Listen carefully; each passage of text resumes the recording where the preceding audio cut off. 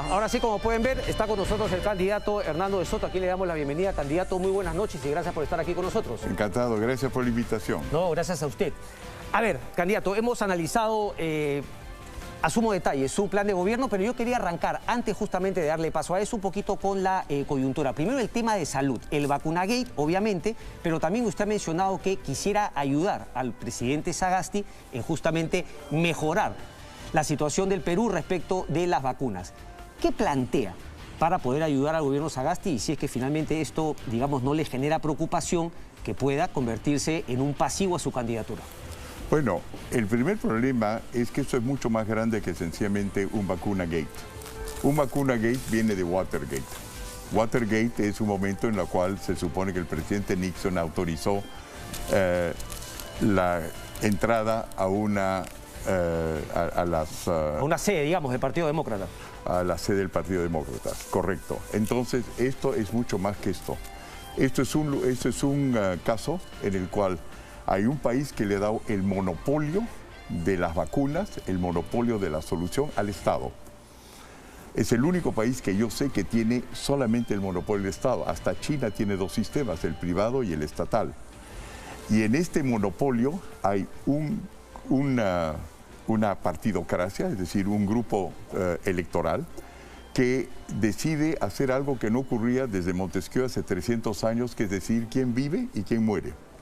Eso es una cosa que todavía no se ha visto en el Perú, pero nosotros hemos consultado ya con jueces supremos, ex jueces supremos de los Estados Unidos, con los 2 o 3 más importantes árbitros de Europa, y cuando uno está en un estado de monopolio y decide darle o favorecer un pequeño grupo, lo único que encuentran es que es aplicable el derecho marítimo. ¿Qué ha pasado? Cuando, ¿se acuerda usted? Porque viene a la cabeza actualmente, se hunde un barco italiano en el Mediterráneo, ¿no es cierto? En el 2012, 12 y 13, lo que ocurre es que en el 2017 se juzga la cosa siguiente, que va a ser el ejemplo para juzgar el gobierno de Vizcarra, que se hunde el barco, no hay suficientes salvavidas, y entonces el capitán, por haber utilizado él el barco salvavidas y no haber dejado que los otros encuentren una manera de no morir, es condenado a 16 años de cárcel, y el objetivo es homicidio culposo. Yo creo que lo que va a ocurrir en el futuro es homicidio culposo o homicidio doloso. En otras palabras, un Estado que es el único que se ha reservado hasta el día de hoy la autoridad de decidir quién importa y quién exporta, y en 5 meses que ha podido tomar una decisión no la ha tomado. Si el presidente Sagasti sigue con eso, va a heredar la responsabilidad que tiene el presidente, que ha tenido el presidente Vizcarra en decidir quién vive y quién muere. Candidato, déjeme entonces un poquito aclarar lo que nos acaba de explicar. ¿Usted siente que el señor Martín Vizcarra es un homicida y solamente está por definir si es que es doloso o culposo? Después de consultar con jurisconsultos de afuera, el único paralelo que encuentran ellos en los últimos 3 días de análisis que yo he contado es de que él tiene, y hasta el día de hoy el gobierno sustenta, que solamente hay una entidad que va a decidir qué vacunas entran y qué soluciones hay, es el Estado, en una economía social de mercado cuyo objetivo es cumplir con que nosotros los ciudadanos tengamos cualquier opción privada o pública para defendernos y salvar nuestras vidas, y hasta ahora no la autorizan. Ok, pero esa figura, ya que finalmente no la cumplió, teniendo él el monopolio, hablo de anteriormente el presidente Vizcarra,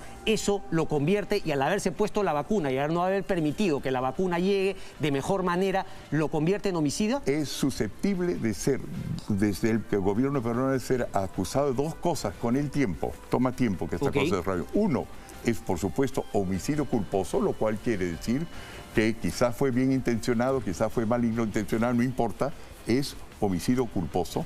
Y la segunda cosa es que estamos violando todas las normas del Perú. El Perú es una economía social de mercado por una buena razón. Es que tenemos el derecho a poder no solamente tener una fuente de suministro para salvar nuestras vidas.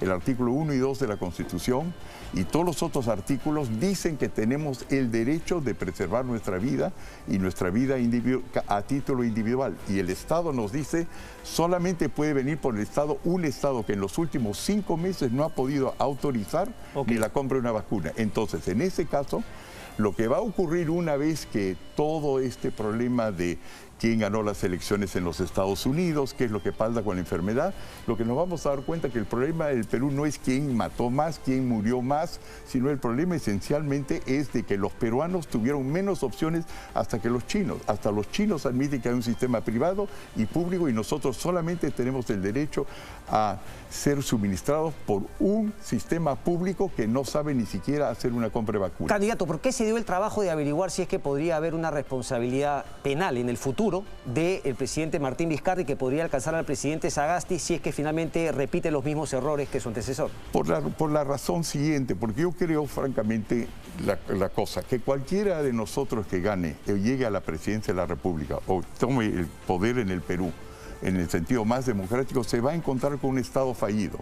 Y es importante aclarar, 6 meses antes que tengamos las elecciones, de que estamos entrando en un Estado fallido y cualquiera que herede ese poder va a tener ese mismo aparato, ese mismo problema y esa misma ¿Somos gente. un Estado fallido actualmente? Pero por supuesto. ¿Lo hemos sido desde la independencia? No. Hemos tenido periodos que no, pero finalmente hoy hemos caído nuevamente en ese estado. No, lo que ha ocurrido es que lo que hemos descubierto desde los años 1990 es que la economía estatal, partidocrática, donde solamente un partido decidía quién vivía y moría, ha fracasado, desde China hasta la ex Unión Soviética.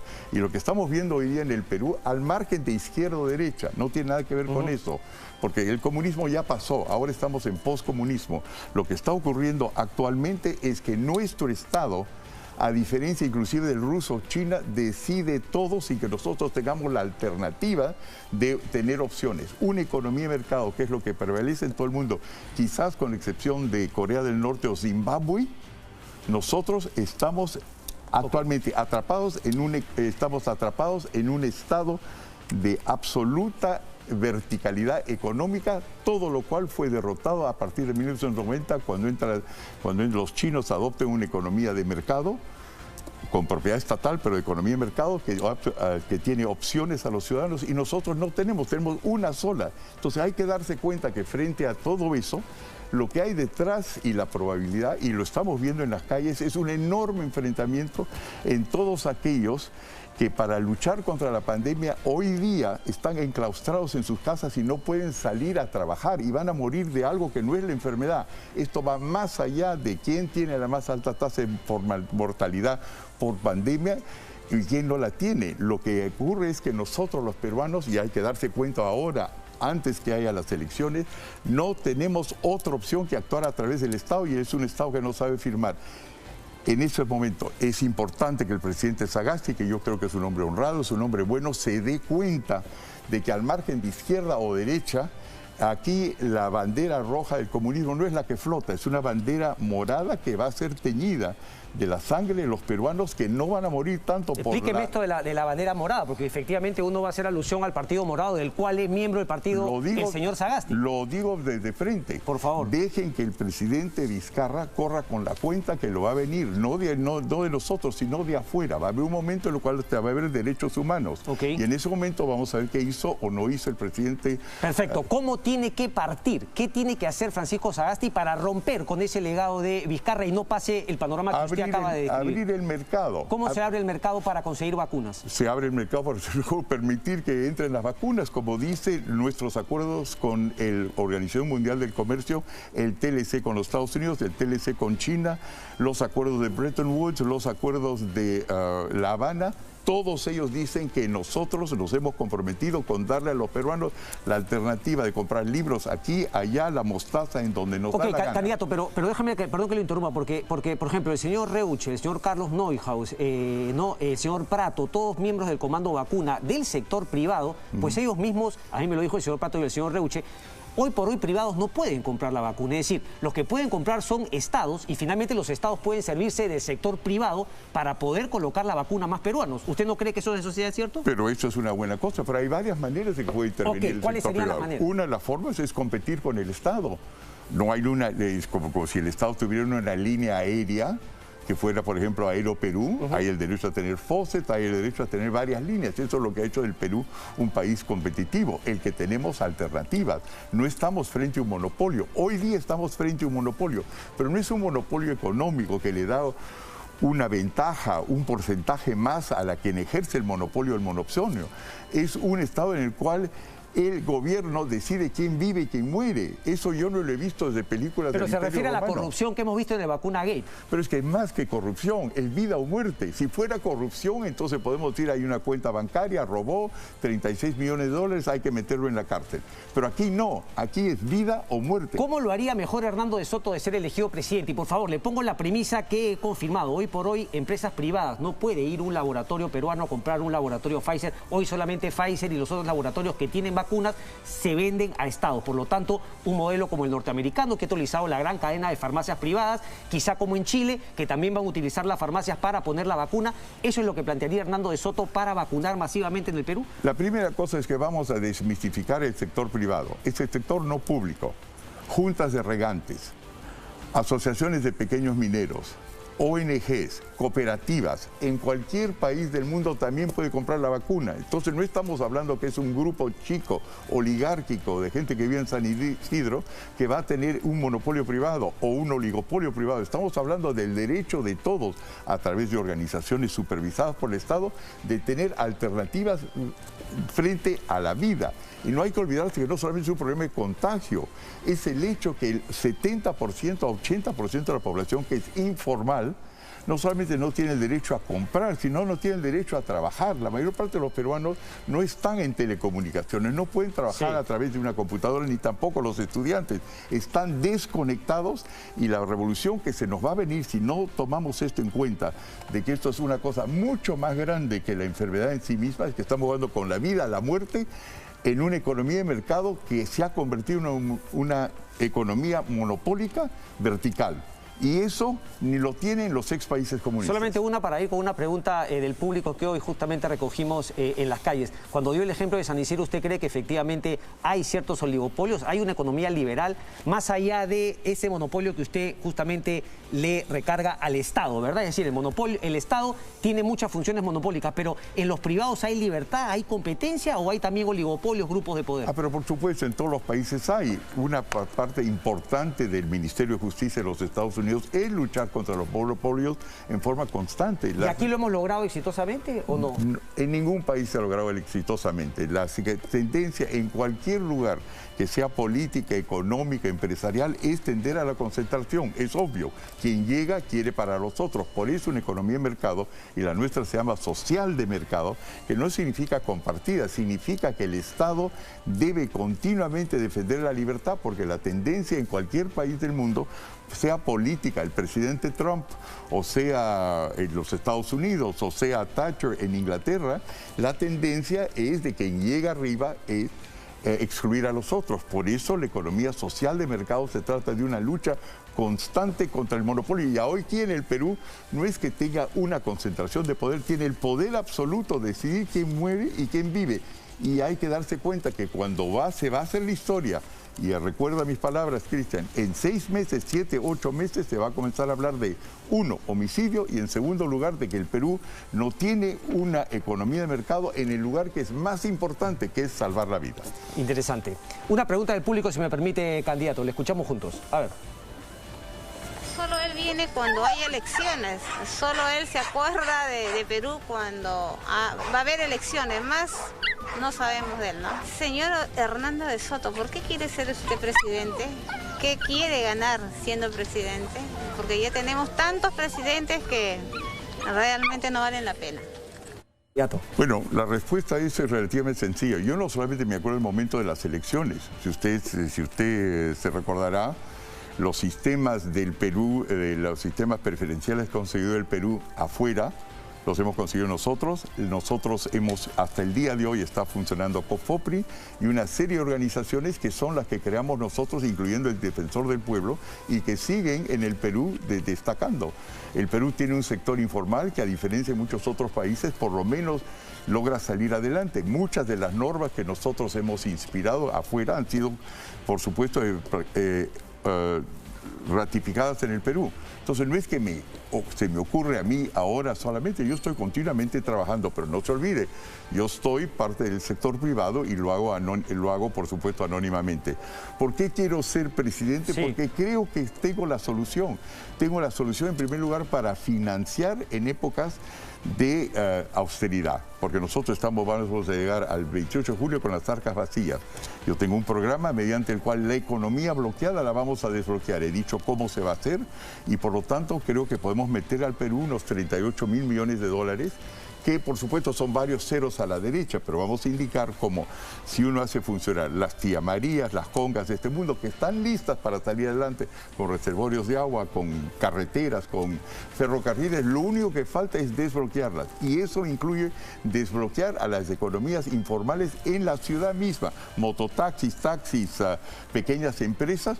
Todo lo que les falta es la certificación necesaria para acceder al crédito y nosotros sabemos hacer No eso. profundice más porque yo le voy a dar luego por tiempo 6 minutos para que desarrolle justamente en su, digamos, en su resumen. Habla de un tema muy interesante que imagino es ese, que es justamente unificar al país conciliando los intereses de las clases en conflicto. Y ahí justamente habla de lo que me explicó hace algunos años, esto de destapar la botella, la riqueza que está abajo y la chapita que finalmente la tienen, por ejemplo, comunidades que tienen el control y finalmente el bloqueo a la tierra. Pero antes de eso imagino que es una medida de largo plazo, es una reforma finalmente en la manera de concebir al Estado. No lo cree así, pero antes yo le quiero preguntar por cosas más del corto plazo. La reactivación económica, ¿cómo se haría para superar finalmente esta economía que se ha visto tan golpeada por la pandemia? Primero el corto plazo para luego ir justamente a esas políticas de fondo. El corto plazo es en los 3 primeros meses de gobierno vamos a desbloquear las minas para comenzar, por la sencilla razón. Cuando usted ve un bloqueo para hacer palpable, por ejemplo Conga, se habla de que hubo 400, 300 ronderos. ¿Usted cree que en la policía peruana alguna vez eso ha sido un problema? Entran y meten 5.000, 5.600, 6.000 policías y desbloquean. La razón por la cual no andan esos proyectos no es porque salieron ronderos, es porque el momento que se vio que no tenían el derecho a la superficie de la tierra, las compañías mineras, se les cerraron todos los mercados financieros, Wall Street, Toronto, Londres. Del momento que esa gente es titulada adecuadamente y sus activos están puestos a nivel internacional y pueden conseguir por sus tierras, no tierras que producen solamente papas, sino producen capital, en ese momento se comienza a desbloquear toda la economía. En otras palabras, mis medidas son las medidas de corto plazo. Imaginémonos que aquí, por ejemplo, en el Canal 2, esto fuera una casa y no es un estudio de televisión. Si es una casa va a tener un precio de 10, digamos. Si yo desbloqueo el derecho a tener 10 pisos, el precio de esta casa sube 3, 4 veces en meses. Eso es lo que nosotros vamos a hacer con el Perú, sencillamente porque la mayor parte del Perú, y se lo dice cualquier peruano, está bloqueado. Ok, pero ¿cómo se desbloquearía? ¿Qué habría hecho que esos ronderos, los comuneros, finalmente digan, sí, vengan aquí, que nosotros queremos que se desarrolle y que se saque el oro porque nosotros vamos a ganar? ¿Qué podría haber cambiado si se hubiese dado lo que usted plantea? Pero lo que ocurre en todos los lugares donde yo creo que les he enseñado alguna vez las fotos donde nosotros vamos a Puno, estamos en Apurímac, que estamos en cualquier lugar, las banderolas con 4.000 mineros y 10.000 mineros presentes hace 5 años que estamos en esa marcha, dicen, Conga va, pero nosotros también. Del momento que ellos van y se dan cuenta de que ellos también pueden expandirse, y es muy fácil para ellos expandirse, porque no son minas de tajo abierto, son minas de profundos socavones, y eso lo trabajan 90 personas. Podemos en el primer año duplicar el trabajo que da la informalidad en la ciudad y que la da en el campo. Eso es todo lo que hace, se desbloquea. Del momento que yo le quito las cadenas de sus manos, se desbloqueó, eso es todo. Lo que ocurre con la percepción liberal es que la energía viene del desbloquear, eso es todo lo que ocurre. A ver, cuénteme cómo desbloquearía el proyecto Tía María conociendo justamente los intereses que ahí chocan, ¿no? Porque se habla justamente de la agricultura, se habla del temor por la contaminación. ¿Cuál sería la jugada, cuál sería lo que usted mostraría para que la gente en Arequipa, en el Valle del Tambo, esté dispuesta a recibir y se desarrolle el proyecto Tía María? Falso debate. Lo que ocurre es que la minería, ¿no es cierto?, que es tan indispensable como la agricultura. Okay. Aquí estos son productos mineros y después vamos a comer agricultura. Necesitamos las dos cosas. ¿Cuál es la diferencia entre una y la otra? De que una acción minera, una propiedad minera, una concesión minera permite estar empapelada de tal manera que acceda a los mercados de capital y una agrícola no. Lo que yo voy a cambiar desde el primer día es el derecho a los agricultores de tener acceso a los mercados externos. Eso, todo lo que requiere son 6 certificados que yo los saco en 3 meses con sencillamente un decreto ley. Pero debo entender entonces que, por ejemplo, para las comunidades mineras, el proyecto que usted tiene para finalmente darle valor a sus tierras va a generar también mayores ingresos para ellos en detrimento ¿de quién? ¿De los mineros? Es que eso es la cosa que es maravillosa del capitalismo, que no es en detrimento de nadie. Es que para algunos podría ser, porque quizá para algunas empresas sí les conviene mantener esa informalidad y esa situación porque creen que finalmente aquí en el Perú vale la pena ese tipo de manejos económicos para sacar más rentabilidad.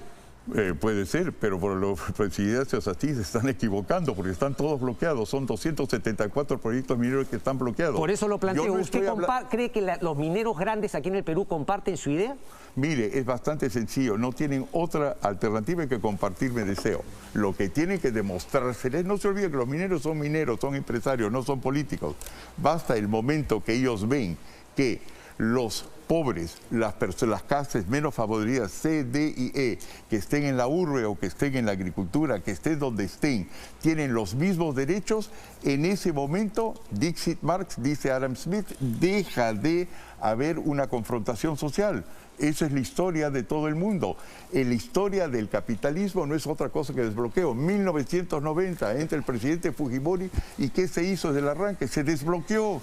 Y hubieron 360.000 empresas que comenzaron a existir en menos de 2 años. Pero y la gente comenzó a invertir. La postura me parece liberal. Lo que pasa es que aquí la derecha no me parece la más liberal que hay aquí en nuestro país. Eso es un buen punto. ¿Quién ha dicho que la derecha en el Perú era liberal? Tiene usted el caso de López Aliaga, no tiene nada de liberal. Él sabe cómo liberarse a él. Cuando él va a una organización, no hablemos de eso, hablemos de una comunidad agrícola, le compra evidentemente a precio barato su tierra. Y una vez que la ha comprado, recién entra, titulariza y va al mercado de capitales. Correcto. Lo que nosotros vamos a hacer es permitirle a ellos, los comuneros, de entrar al mercado de capitales y usted va a ver cómo en una cuestión de meses el Perú agrícola se ha vuelto capitalista. Sí, se entiende que Keiko Fujimori como derecha también comparte lo mismo, de liberal no tiene absolutamente nada. Mire, yo tengo mucha estima para Keiko y afecto, pero yo no estoy convencido que ella sea liberal, ni estoy convencida que pueda hacer esto, ni sabe cómo hacerlo. ¿Y la mayoría de empresarios en el Perú siente usted que son liberales? Lo son, pero no se dan cuenta. El hecho es que mire, las cosas son bastante sencillas. Se confunde libertad económica con empresa privada. La empresa privada existe en lugares donde no hay libertad. Eso se llama mercantilismo. Esa es la condición de Europa en el siglo XIX. Lo que yo creía era que ya comenzando los 90 habíamos comenzado un camino hacia eso y nos hemos tirado a mitad de camino. Correcto. Lo que ha ocurrido es reformas de segunda generación se dijeron que faltaban. Bueno, falta más que segunda generación, pero eso es una de las partes. El hecho es que sin propiedad uno no puede avanzar. La propiedad es la base de todos. Por ejemplo, uno de mis correligionarios son Carlos Añaños. Correcto. Usted le pregunta a Carlos Añaños cuál era la fortuna de su familia. En 1988 eran dueños de una casa que valía $24.000. Del momento que pudieran meterlo en el mercado para poder levantar capital y hacer una hipoteca, se volvieron las familias más prósperas del Perú. Pero ahora, y entonces, ¿qué es lo que se hizo? Se lo desbloqueó. Pero podríamos decir que Añaños es la excepción que confirma la regla de la falta de liberalismo en el Perú. Continuamente estamos viendo en el Perú una cantidad de empresarios emergentes. No es la excepción. Okay, lo que ocurre es que todos los otros tienen una serie de vallas. Pero ¿por qué cree usted que los pequeños empresarios que tienen éxito en el Perú se van afuera pues de un rato? ¿Por qué cree yo que publico libros, voy a publicarlos afuera? Para evitar justamente la tapadura del mercado que ocurre en un país donde hay 90 normas que salen al día que le permiten a los oligopolios de izquierda y derecha trabar el progreso. Quiero mostrar justamente un cuadro con el entorno de personas, pero antes solamente una cortita. ¿Usted cree que entonces, por lo que nos acaba de decir, tiene más opciones de robarle votos a la izquierda que a la derecha? A los dos. Usted va a ver, yo no quiero ganar encuestas, yo quiero ganar las elecciones. ¿No confía en las encuestas? No mucho, pero Cristian, tú lo sabes también como yo, cuando fueron las elecciones... Solamente le quiero preguntar si es que usted sigue todas las encuestas o tiene como algunos candidatos que me han dicho una encuestadora propia. No, no, yo creo que las encuestas son un juego interesante, pero mire, en un país, ¿no es cierto?, donde el Estado tiene su propia encuestadora, por ejemplo, el Ministerio de Interior, donde hay 45... Al final nunca se definió eso que usted mencionó, ¿no? El Ministerio de Interior siempre negó que finalmente haya hecho encuestas. El Ministerio no negó, la prueba es que 3 de los directores de ese ministerio están trabajando con nosotros, pero lleguemos a la cosa siguiente. Lo importante es que hay 45.000 tenientes gobernadores en el Perú, y de esos 45.000 tenientes gobernadores tienen un sistema de encuestas que da resultados bastante distintos a los privados. ¿Y qué ocurre con el Estado? Lleguemos a eso. Cuando el Estado dice, yo ya sé lo que está ocurriendo en el país, cuando ha tratado de dar canastas y bonificaciones, no ha podido darlos ni al 40% de la población. Eso quiere decir que nosotros los peruanos no sabemos qué está ocurriendo con la mayor parte de la población. Ergo, por eso yo no creo mucho en las encuestas, pero no hay ningún problema. Lo importante es quién va a ganar las elecciones. Si tienes información, el Ministerio del Interior debería ser finalmente información que pueda hacer eso pública. Pero bueno, quiero compartir, si me permite, candidato. Si me invitas una segunda vez y si es necesario conversar contigo, yo te lo voy a demostrar. Me gustaría, pero la única opción que lo invite una segunda vez es que pasa la segunda vuelta, candidato. Francisco Estamos Tudela, de acuerdo. Francisco Tudela es canciller del gobierno de Alberto Fujimori, lo conocemos también. Marco Miyashiro también fue congresista de Fuerza Popular. Carlos Anyaños, el empresario al cual usted hacía mención. Corín Flores, además, va en su plancha presidencial. Y Jorge Paredes Terry. Jorge Paredes Terry, ¿lo apretó el colega Beto Ortiz? Sí, efectivamente. ¿Cuál es la situación? ¿Cuál es la situación? Esa fue la única parte en que lo aprieta con el tema de Jorge Me aprieta Terry. evidentemente. Mire, lo que ¿Cuál pasa... es el papel que cumple Jorge Paredes Terry? ¿Por qué finalmente transparentar el papel que cumple? Porque claro, uno se dice Jorge Paredes Terry estuvo en la mesa del Movadef, Jorge Paredes Terry estuvo, hay que ver los tweets que mandaba, los WhatsApps respecto de la candidatura de Antauro Humala. Entonces, ¿cuál es el papel que cumple Jorge Paredes Terry? Porque queda claro que no es la ideología que comparte con usted. No, eso, mire, en primer lugar, lo que hemos coincidido con Jorge Paredes es la cosa siguiente. Yo lo he bautizado, y no es la primera que bautizaba a alguien. Cuando Mario Vargas Llosa yo lo conocí, a pesar de ser pariente mío, en los principios de los años 80, acuérdate usted que estaba del lado de Fidel Castro.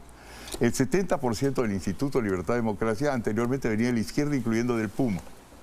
Dos, el presidente Fujimori, no se olvide, cuando llegó al poder en 1990, tenía hasta miembros en su congreso que eran del MRTA. Lo que yo creo es la cosa siguiente, la teoría de Sun Tzu sobre la guerra. Uno hay que conocerse a sí mismo y el enemigo. La mayor parte de la gente no está contra una economía liberal.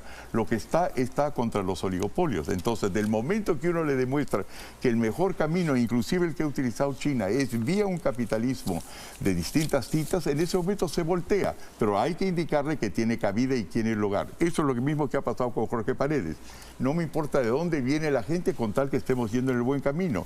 Y si yo he sido llamado por gobiernos excomunistas, por musulmanes afuera, es porque evidentemente yo sé cómo hablarles su lenguaje musulmán o que sea comunista y convertirlo en un camino en la buena dirección, porque no hay otra fórmula que la fórmula de una economía libre mercado. Es decir, ¿usted cree que las ideas que usted plantea y las propuestas que usted plantea son finalmente transversales a gente que piense de una manera, ya sea de izquierda, de derecha, de centro? ¿Finalmente eso no importa las ideas que usted plantea? Pero está manifiesto, mis libros se venden por todas partes y con la justa sencillamente no he ganado el Nobel, pero todos los otros los he ganado. Todas las otras encuestas las he ganado. Y eso es porque creo haber descubierto cuál es el lenguaje. Y ustedes van a ver cómo en el Perú ese lenguaje está funcionando. Y no se olvide, con lo que ahora bueno, ya salieron las fotos, pero... Ponla por favor nuevamente, José. Pero la siguiente... Hemos constituido ahora, porque nos parece preocupante la situación peruana, un gabinete de oposición. En ese gabinete de oposición, conmigo están Francisco Tudela. Tudela. ¿Un gabinete de oposición a quién, digamos? ¿Al gobierno? Pero de todas maneras al gobierno... O sea, un gabinete en la sombra, un shadow cabinet, una versión de eso. Correcto. No me gustaba la palabra sombra porque van a creer que es informal, pero la idea es que nosotros vamos a confrontar al gobierno hasta que cambie de posición con relación al confinamiento, porque no se puede tener la gente encerrada en su casa, se va a morir de hambre. Y en segundo lugar, te necesita gente que sepa cómo cerrar las fronteras para que los malos elementos no entren. Entonces, en ese sentido, Pancho Tudela, que supo cerrar fronteras con el Ecuador, Marco Miyashiro, que supo descabezar a Sendero Luminoso, el general José Williams, que descabezó al MRTA, y todas esas personas que ustedes ven han ayudado a abrir de una forma u otra el mercado en su pasado y están conmigo. Y entonces nosotros sabemos cómo hacerlo.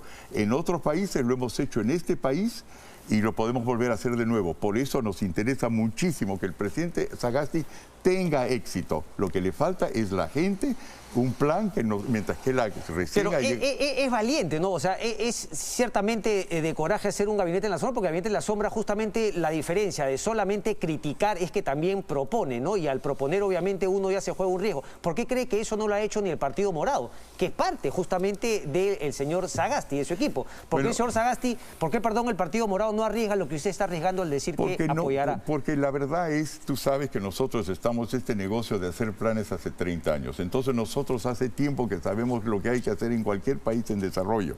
Y en el Perú todavía más. Hace un año que hemos estado comenzando a pensar de qué haríamos nosotros si fuéramos gobierno y tenemos un plan para hacerlo. La diferencia con los otros partidos es que no tienen un plan. Están activos en política, pero no como nosotros activos en hacer planes, en reunir a la gente y tener contactos internacionales para poder realizar nuestros planes y financiarlos. ¿Pero qué preferiría usted en verdad? ¿Ser presidente o que finalmente alguien aplique sus planes? Lo segundo. Pero, francamente, lo segundo. Ahora, me van a matar, le digo, en el partido, porque en el partido no están en decir, tú tienes que ser presidente, pero la verdad te quiero abrir mi corazón, francamente. ¿Usted claudicaría de la elección si es que alguien le asegurase que va a cumplir y a poner en práctica su plan? Tendría que cumplir la palabra porque ya me ha pasado con Keiko de haberla apoyado porque dije que iba a cumplir el plan y no lo ha hecho. Pero Keiko no ganó, ¿o le parece a usted le prometió que lo iba a hacer también siendo Congreso? Lo siento en el alma, Keiko no habrá ganado el Ejecutivo, pero ganó el Legislativo y ha podido sacar las normas que prometió sacar. ¿Traicionó su plan cuando en el Congreso justamente decidió lo contrario? No sé, yo no creo que es una traidora, yo lo que creo es que es una excelente señora, es una buena madre de familia y ha tenido la experiencia política y ha sufrido consecuencias injustas. Pero, un momentito. Pero por lo que me dice, debería regresar a casa y dedicarse no a la política, sin llevarlo a un tema de género, pero debería salir de la política. Eso está muy buena. No, yo creo que tiene un papel importante. Una persona que ha formado un partido como ella tiene su importancia. Lo que no creo es que está en condiciones de liderar un movimiento como esto y la razón por la cual yo sigo en carrera. Clarísimo. Muéstrame, por favor, quería conversar con usted también una propuesta de salud. Alcance el sistema de salud pública al 90% de la población como mínimo. ¿Cómo piensa alcanzar eso? Finalmente, ¿cuánto cuesta? Y nuevamente, porque uno le puede poner más dinero, pero finalmente sin las reformas importantes, el dinero se va a ir, como una cañería que pierde el agua. No, el dinero no se va a ir si es bien invertido. La primera cosa que yo creo es cuando hemos hablado de Estado fallido es que si hay alguien que no sabe, si hay una entidad que no sabe cómo llegar al máximo de la población, es el Estado tal como está actualmente. Yo creo que hay que reformar el Estado. Para reformar el Estado nosotros tenemos una parte que se llama democratización de las decisiones de gobierno que plantea que el problema del Estado es que es un Estado desinformado. Cuando ocurre eso, justamente es cuando nacen las economías de mercado en Occidente, cuando se revela que el Estado central no puede. Entonces, la economía de mercado significa delegar hacia abajo, hacia la empresa privada, las comunidades, las cooperativas, las decisiones, descentralizarlas. Lo ve usted en los Estados Unidos. El presidente Trump tiene un dominio monopólico de la fuerza diplomática y la Fuerza Armada, pero no tiene en lo que se refiere a las elecciones ni a la empresa privada. ¿Por qué? Porque no hay manera de tomar en la cúspide decisiones que atañen a los intereses de los particulares. Lo que lo saben, qué es lo que hay que hacer, cómo aislarse cuando hay problemas de salud en minería, no es lo mismo que hacerlo en la pequeña empresa. Ellos saben, miren, el caso de Israel, yo estaba en comunicación ahora con el ministro de Salud de Israel y con él hemos visto por qué el 1 solamente por ciento de los contagiados llegan al hospital, porque han sabido ubicar al 99% y se dan cuenta que uno puede curar a la gente cuando está en su domicilio y en su casa. Entonces la idea es la siguiente: ¿cómo saber dónde están? Para eso hay que tener los registros informales que nosotros sabemos, y los que también son 17.500, de los cuales son totalmente legales, sencillamente no están centralizados. Esto es un pueblo desconectado. Un momento que lo conectamos este pueblo con la centralización, podemos en ese momento curar a la gente en su mismo domicilio, y ellos nos van a decir qué funciona, porque los primeros interesados en no morir son ellos. Ellos tienen sus propios protocolos y la idea es enterarse de cuáles son, legalizarlos. Pero toda esa información no se ha debido ir recabando, de eso justamente también no trata el Estado, o sea, digamos, porque se planteaba también, y lo hace en una entrevista en el diario El Comercio, ¿no? Impulsaría referéndums. Entonces usted dice, referéndums en el Perú no han habido, lo que han habido son plebiscitos. ¿Cuál es esa diferencia? ¿Qué tanto consultaría finalmente al país para tomar decisiones o para que decidan qué decisiones usted tendría que tomar? El objetivo de un referéndum es enterarse de abajo hacia arriba de qué es lo que quiere la gente y de a qué está dispuesto, es descubrir el contrato social. Eso es un referéndum. Un plebiscito es cuando el jefe de Estado decide de darle una alternativa al pueblo, pero solamente una. Ferdinand Marcos, Napoleón, Hitler, todos tenían plebiscitos. Dijeron, esta es la actualidad, ¿les gusta o no les gusta? Bueno, yo te propongo esta solución. Cuando uno tiene un referéndum, las soluciones vienen desde abajo, y el referéndum no es la única manera de enterarse de lo que quiere la gente. Hay una diversidad de asuntos, de mecanismos que están en la Constitución. Para decírtelo, si me permites una vulgaridad, lo que es un plebiscito es lo que hizo el presidente Vizcarra. Esto en la actualidad no les gusta, entonces esta es mi alternativa. ¿Vota sí o no? Eso se llama la sopa de Herodes. ¿Lo tomes o te jodes? Eso no es un referéndum. Clarísimo. Pregunta del público, por favor. Suéltala. Buenas noches, señor Hernando de Soto. Mi pregunta es, ¿cómo piensa hacer la educación de los niños que han quedado afectados por esta pandemia? En primer lugar, hay que fortalecer a la familia. Hay que encontrar de manera en la cual el Estado ayude a la familia, porque la delincuencia, la pobreza y la falta de educación comienza en la familia.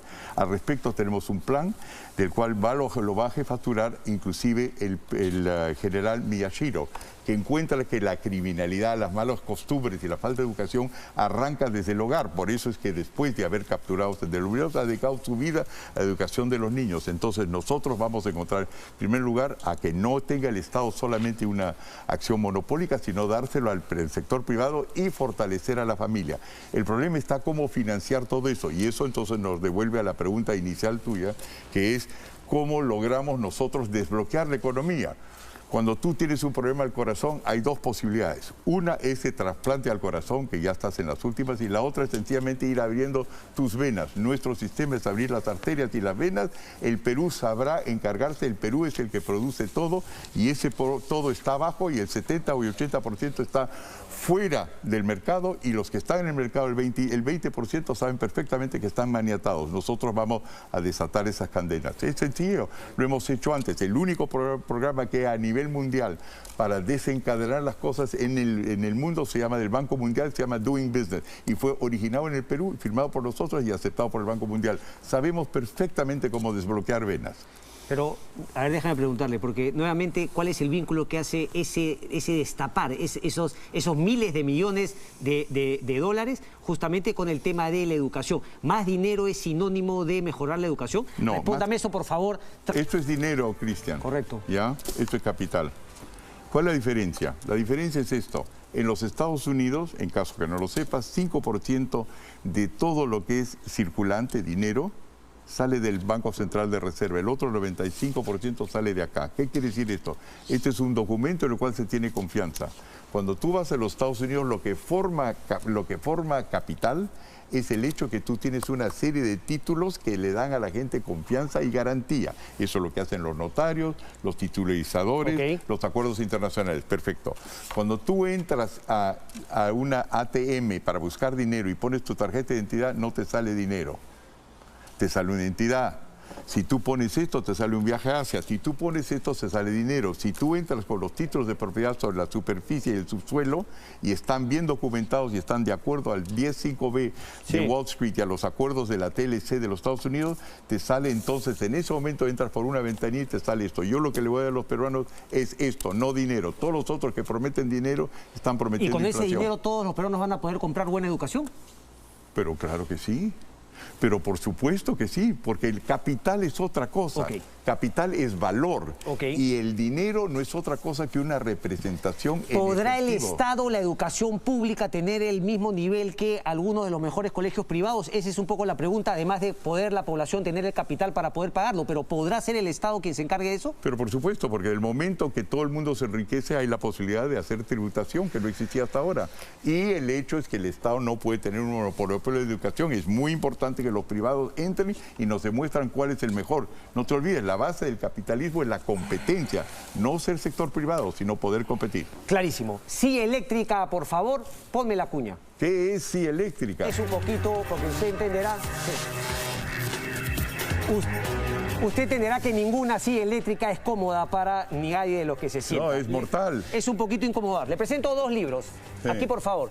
El otro sendero, libro de Hernando de Soto y un libro de Mario Vargas Llosa. Me ha llamado la atención que en esta última edición ya no tiene el prólogo de Mario Vargas Llosa. Yo quiero entender cómo acabó. En una entrevista de RBP del año 2019 decía: no tengo una animadversión hacia Mario Vargas Llosa, pero no comparto sus ideales políticos. ¿Qué es lo que no comparte? A los dos me parecen liberales. Me parece que el problema entre Hernando de Soto y Mario Vargas Llosa viene cuando se piensa al Perú. Pero en términos internacionales me parece que ambos son liberales. ¿O me equivoco? Yo creo que ambos son liberales, pero liberales vienen como los comunistas con diversidad de términos. Yo soy un liberal que piensa que la sociedad liberal, inclusive en España, es injusta. Yo creo que no hay posibilidad de realmente hablar de libertad si todo el mundo no tiene acceso a esto, y para tener acceso a eso necesita ser dueño de un escritorio, de un canal de televisión o de una casa, mientras que los peruanos no tengan propiedad legal y legítima, no tienen como constituir un documento que permite constituirse en capital que a su vez puede ser monetizado. Y la diferencia es, si tú quieres, es eso. Pero de repente Mario está de acuerdo. No converso con él hace 30 años. ¿Por qué? ¿Desde esa pelea no volvieron a hablarse? No hemos vuelto a conversar. Mire, todos mis enemigos son de alto calibre. Abimael Guzmán, que dice que le gané el sur del Perú. Mario Vargas Llosa, que tal cosa. Tengo enemigos de alta calidad, Cristian. Esto se lo quiero presentar, pero antes yo quería preguntarle, perdón, María Rosa, y se lo hace la pregunta también, ¿no? Desde el podio de intelectualidad, la vanidad de Hernando de Soto. ¿Es Hernando de Soto vanidoso? Y a eso viene también a colación el otro sendero y la disputa que tuvo con los colaboradores que finalmente el Indecopi les dio la razón.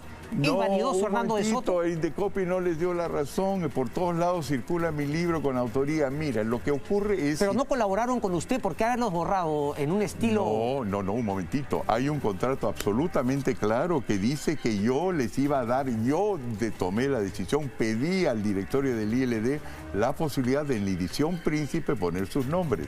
No hubo tal cosa. Mira, desde Shakespeare hasta la fecha hay una serie de personas que dicen que... Pero si puso en la primera edición quiere decir que sí colaboraron con usted. Porque en la segunda ya desaparecerlos. No. Mi tema es la vanidad. No me quedo tanto en el libro, pero si es que la vanidad es un problema para que Hernando de Soto pueda ser presidente del Perú. Pero en todos los libros del otro sendero, todos mis colaboradores están mencionados, pero eso no quiere decir que tienen derecho a la carátula, y Indecopi no les dio el derecho a la carátula.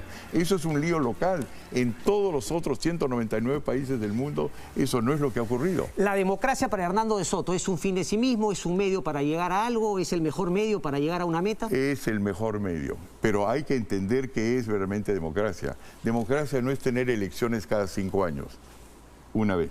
Cada 5 años. Democracia es todos los días. Por eso es que yo planteo referéndum, por eso es que yo planteo el pacto social. Tiene que haber una escalera que no sea solamente la partidocrática. Tiene que haber una manera que los gremios informales, que hoy día dominan probablemente el 80% del empleo en el país, se puedan hacer escuchar. Correcto. Eso es parte de nuestro programa. ¿Y cómo concilia? Esta es una foto que seguramente, además, por lo mal que acabó, aquí la tenemos, Muammar Gaddafi, ¿no?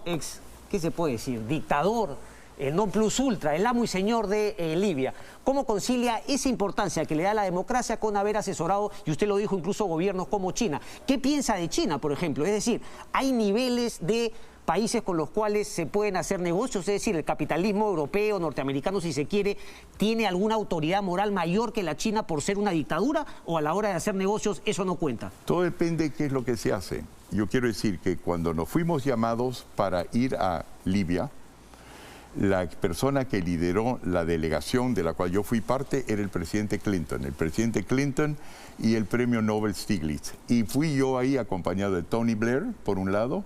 Por otro lado era parte Michael Porter y Francis Fukuyama. A mí me encargaron el sector informal para ver cómo se formalizaba y respondíamos al primer ministro, no a Gaddafi. Lo conoció a Gaddafi porque entraba y salía del país. La pregunta es esto, ¿para quién trabajo yo? Yo trabajo para los pobres. ¿Y dónde trabajo yo para los pobres? Donde hay una embajada o relaciones diplomáticas con el Perú, cosa que había con Libia. El nuncio apostólico también podía visitar Libia y los Estados Unidos tenían un embajador en Libia. Entonces, en ese momento, uno saluda al jefe de Estado, pero es como la Cruz Roja. Usted no va a ir a no ayudar a los pobres, sencillamente porque tiene un dictador. Usted ayuda a los pobres, esté en el poder Velasco, esté Gaddafi o esté el presidente Trump. Usted no tiene partido político.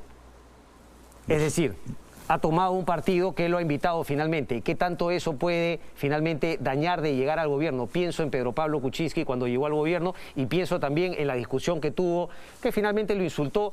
Saludo su buena Correa, pero finalmente un candidato al Congreso en su ciudad, en Arequipa, que se pelea con usted. El tema no es en plena campaña, el tema es de llegar al Congreso. ¿Qué afinidad, qué los uniría finalmente si es que saca congresistas? Porque las encuestas tampoco le dan una buena posibilidad en el tema de los congresistas. ¿Se puede gobernar sin una bancada en el Congreso? Me parece que los últimos 5 años han demostrado que no, candidato. Todo depende si uno viene con ideas y un propósito. Si yo tengo un programa ganador que la mayor parte de los peruanos van a respaldar, los congresistas van a estar conmigo, obviamente, número uno. ¿Pero usted cree que esa lógica funciona en el Congreso de la República? ¿Le parece haber visto un sentido común en acción en estos 5 últimos años en el Congreso de la República? Me acaba de usted mencionar lo de Keiko Fujimori y cómo se sorprendió que no ponga en marcha el plan de gobierno que usted había trabajado con ella.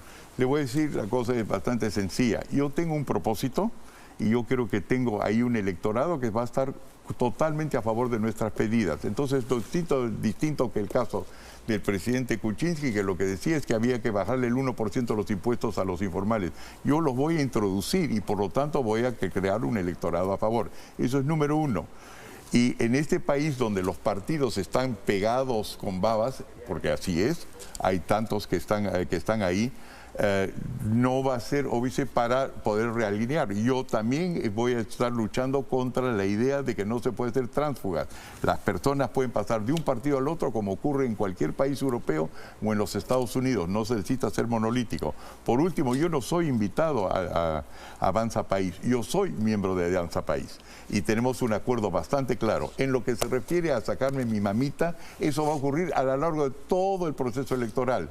Cuando uno se mete en política hay que aceptar con cintura que a uno lo van a insultar, la cosa es pasional y eso ha sido el primer insulto, después van a venir otros y no hay problema, yo no me voy a resentir porque ya sé desde adelanto qué es lo que va a ocurrir con pasiones como las que se manejan, no tengo problema. Se ha vacunado Hernando de Soto, no creo que aquí en el Perú, de eso lo confirmo, pero en alguna otra parte del mundo, teniendo en cuenta los contactos, las posibilidades que en Estados Unidos, en otros países, la gente se puede vacunar pasando no una edad. Claro que sí. No, la respuesta es no. ¿Se vacunaría teniendo la posibilidad de hacerlo o esperaría finalmente su turno aquí en el Perú? Porque tampoco se trata de ser héroe, si es que uno tiene finalmente la posibilidad de vacunarse, esa vacuna quizá puede ser utilizado para otro peruano. ¿Lo haría Hernando de Soto? Yo lo que haría es ver cuáles son las reglas del juego en primer lugar. La primera cosa que saber es que en este momento todos los que se han vacunado tienen una enorme ventaja comparativa conmigo. Han podido viajar por todo el Perú, mientras que evidentemente los que no estamos vacunados tienen menos posibilidades de hacerlo. Por eso mi campaña está mucho basado en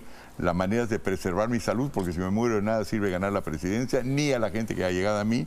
Y en segundo lugar, es sumamente muy importante ver qué va a decir el gobierno. Si el gobierno es realmente democrático y sabiendo que la gente que es del partido del presidente o que al presidente se les debe algún tipo de alianza, debe ahora darnos al resto de los candidatos la posibilidad. Según eso yo voy a ver cómo reacciono. Correcto. Pero correcto. Una cosa es cómo preservo yo mi vida, no con el efecto de vivir, sino de poder seguir candidateando.